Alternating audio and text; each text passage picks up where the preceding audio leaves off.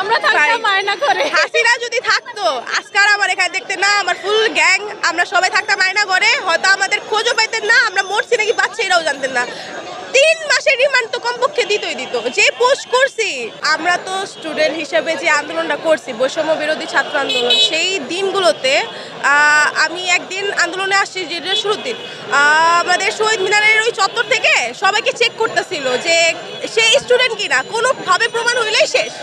তো আমরা কি করতাম, যেভাবে তেভাবে মানে মেয়ে হিসেবে যে যতটুকু পারি আইডি কার্ড লুকায়া, পতাকা লুকায়া আসতাম, এই চত্বরটাতে আসতাম, দেন সব করতাম। মানে সেই ফিলিংসটা যে কেমন ছিল সেটা বইলা বোঝানোর মতো না। যদি মানে মনে একটাই ভয় থাকতো, আম্মুরে বইলা আসতাম, যদি না আসি তাহলে ভয় পাও না, তো মনে করো যে তোমার মেয়ে শহীদ হয়েছে, সেই খুশিতে তুমি কান্না করবে না, তোমার মেয়ে শহীদ হতে গেছে তো তুমি কান্না করবে না, এখানে কোনো শোক নেই। তো আম্মু বলতো কি কোনো কিছু হবে না, তুমি আবার ফিরে আসবা। তো ওই একটা বিশ্বাস ছিল আম্মুর যে না আমার মেয়ের কিছু হবে না, আমার মেয়ে ফিরে আসবে। তো আমার আম্মুর বিশ্বাসটা ভাঙে নাই, আমি সুস্থ সম্মত বাসায় ফিরতে পারছি।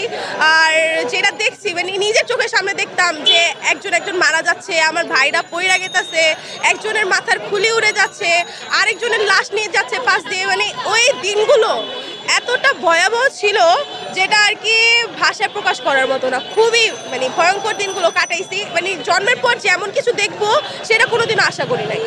বর্তমানে ছাত্রলীগ যারা ছিল, আমার এলাকার অনেকজন ছাত্রলীগ করতো, তো ওদেরকে তো চিনি, তো বর্তমানে তারা অনেক লাফাইতেছে, তারা স্টুডেন্ট, হ্যাঁ, কিন্তু তারা কিন্তু অনেক জুলুম করছে মানুষের উপর। তো আমি তো সবই দেখছি, এখন বইলা লাভ আছে, টাইম হইলে সবাই সবকিছু বুঝা দিব।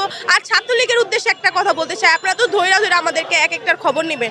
আমরা এই যে রাজপথে আছি, আপনারা রাজপথে আসুন, আমরা আপনাদেরকে ওয়েলকাম করবো, তারপর দেখবো আপনারা কি করতে পারেন, তারপর দেখবো কে কাকে ধরে। মানে যেন কোনো ছাত্র এটার ফায়দা লুটাইতে না পারে, এটা হচ্ছে এমন একটা কিছু চাই যেখানে আমরা আমাদের অভিযোগগুলো দিতে পারি, যেন হচ্ছে ভালো কিছু চাই, যেন তারা হচ্ছে যেমন ধরেন সমন্বয়ক বলেন অথবা হচ্ছে কোনো পদ নিয়ে যেন তারা হচ্ছে কোনো ঝামেলা না করে। আমরা চাই যে তারা সবাই হচ্ছে আমাদের মতো স্টুডেন্ট, আমাদের সমস্যাগুলো জাস্ট শোনার জন্য একটা কিছু থাকা উচিত, বাট তারা যেন নিজেরা এটা নিয়ে ফায়দা না লুটায়। হচ্ছে নেক্সট টাইম যেন রাজনীতি না ফিরে আসে, এইভাবে যেন রাজনীতিটা না ফিরে আসে, এটাই আমরা চাই।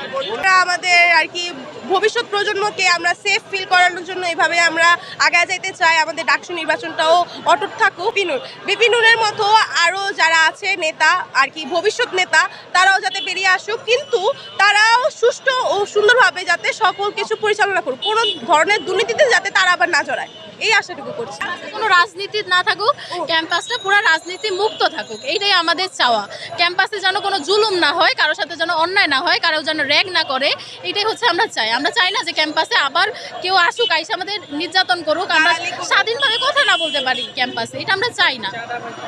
চাঁদাবাজিও চাই না। চাই যে হলে সিটগুলো, না আমি হলে থাকি না, বাট আমি চাই, যেহেতু আমি ইন্টার সেকেন্ড ইয়ারে পড়ি, তো আমি হলে থাকি না, বাইরে থাকি, বাট আমি চাই হলে যেন হচ্ছে মেধাবীরা সিট পায়, যাদের আসলে থাকা উচিত হলে, যাদের থাকা জায়গা নেই তারাই যেন হলে থাকতে পারে, মেধাবী স্টুডেন্টরা, দূর থেকে আসা স্টুডেন্টরা।